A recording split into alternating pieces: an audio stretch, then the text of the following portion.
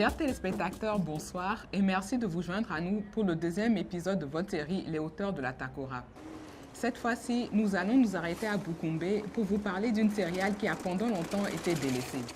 Mais tout d'abord, je vais vous décrire notre nouveau point de chute. Bukumbe fait partie des 9 communes du département de la Takora et se situe près de la frontière du Togo. Selon le recensement de 2013, il y a 82 500 habitants qui vivent principalement de l'agriculture extensive, du fonio, du mil, du sorgho, de l'igname, du manioc, entre autres, et aussi de l'élevage qui est présent dans tous les ménages. Les Beta-Maribais sont l'ethnie principale qui peuple Bukumbe. Ils y sont arrivés entre le 16e et le 18e siècle à la suite de vagues successives. Ils sont venus de l'actuel Burkina Faso. Ce sont des descendants de guerriers qui ont conservé des aspects des différentes sociétés à travers lesquelles ils ont transité. Au Togo, ils se situent au nord, ils sont 20 000 et sont appelés Tamberma.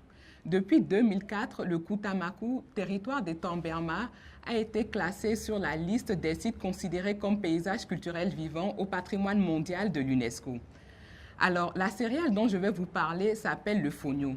Pour ceux qui ne la connaissent pas, elle est toute petite, environ 1,5 mm, et il faut 2000 graines pour obtenir 1 gramme. Elle pousse facilement sur les terres arides.